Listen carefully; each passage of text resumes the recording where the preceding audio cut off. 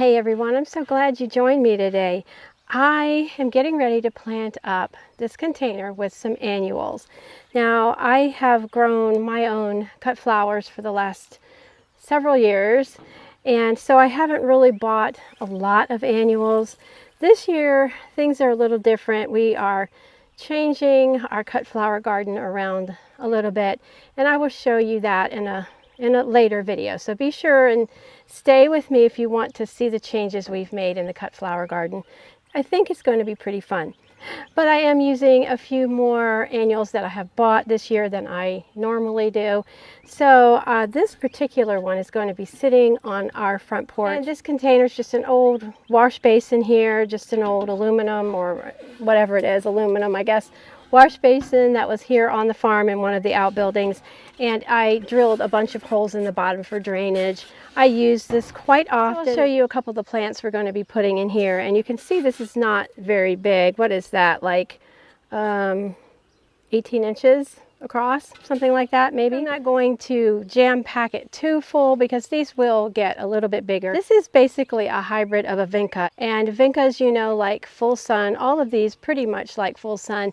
So on my porch it gets the really hot afternoon sun, so Vinca is a really good choice for that area. The botanical name for this is Hybrid, and I really like these because they have a double bloom, so they're just so sweet. I've grown miniature Vincas on my porch for the last couple of years and they've worked out great. Then I just have some bedding type plants. This is Ageratum. This is not what I grow for cut flowers.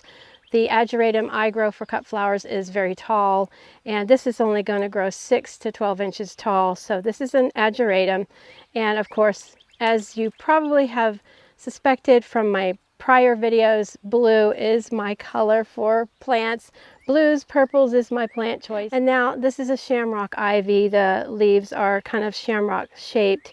And the only thing that I'm a little bit wishing maybe I hadn't gone with the ivy choice is because sometimes the ivy will get spider mites and scale. So I'm really going to have to keep an eye on that. I do not like to spray any kind of pesticide. So if that happens, I'll have to deal with it and maybe take it out and do something else with it because I just don't want the spread of spider mites. And of course you can use neem oil if you do like to spray.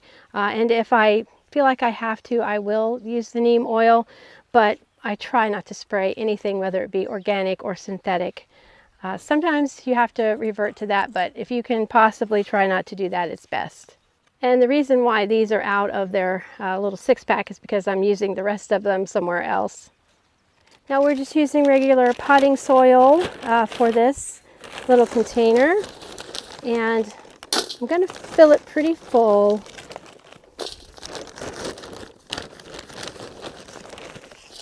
I think I should just go ahead and dump it. This is going to take forever.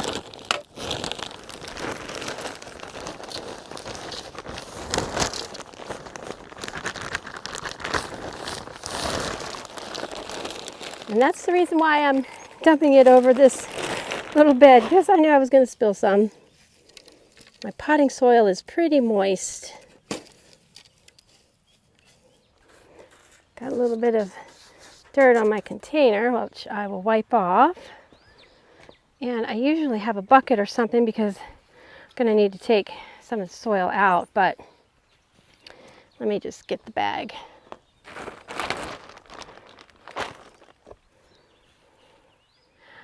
So I think what we'll do is just kind of place the plants sort of where I want them. I want the ivy to drape over top or over the sides.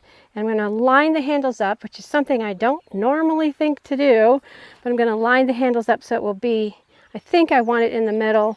I mean, in a perfect world, I would have had 2 of these ivies, or this ivy and something else to drape, but this ivy is going to spread pretty good. So we'll be fine.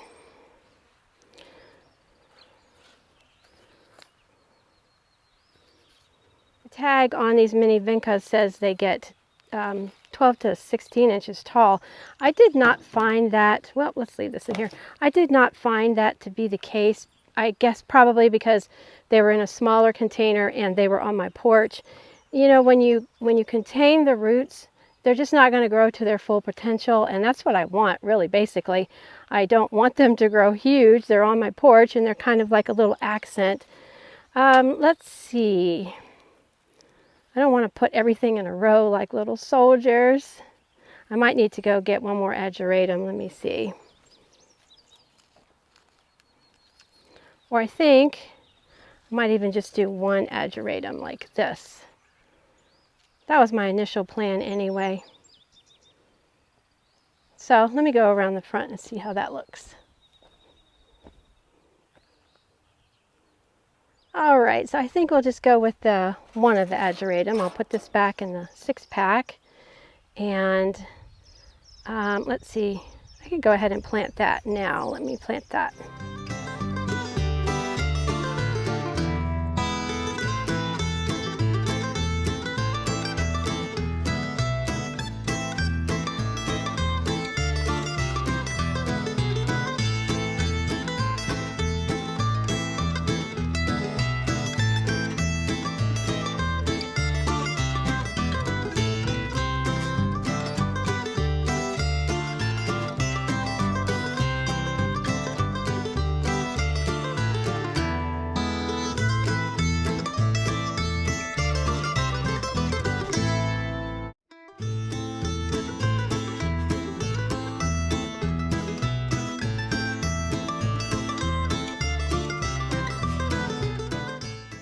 If you give your container a little squeeze, it usually releases the plant, so you don't have to pull on the plant too much.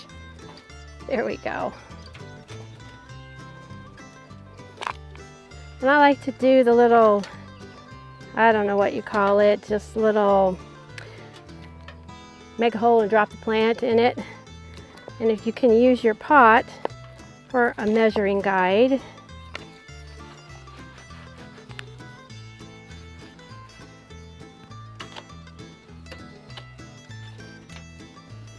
and you just drop your plant right there in the hole that you made. It's pretty simple. And then if you need to fill in around, you can always take the soil you took out.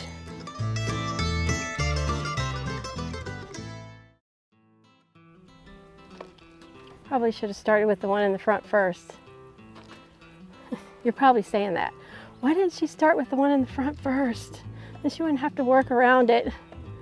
But, you know, normally if I'm not talking to you, I would turn this around. But since I'm talking to you, I don't want to be rude.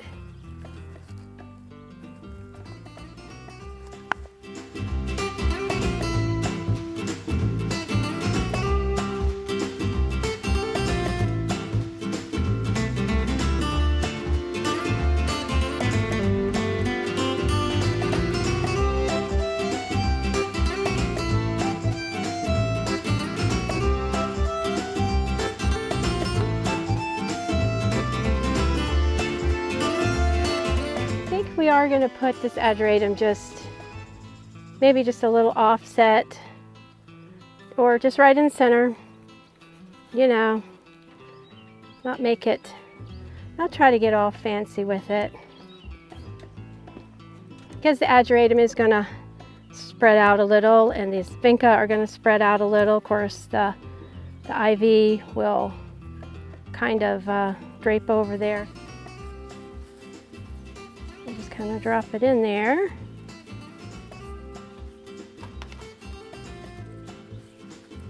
You just want to make sure the root ball of the plant itself is covered with soil. And I didn't want to overfill my container with soil, because when you water it, of course, you don't want it spilling over the sides and everything like that. So you want to leave a little lip around the edge where you don't want to put your soil all the way up to the edge. What I'm trying to say.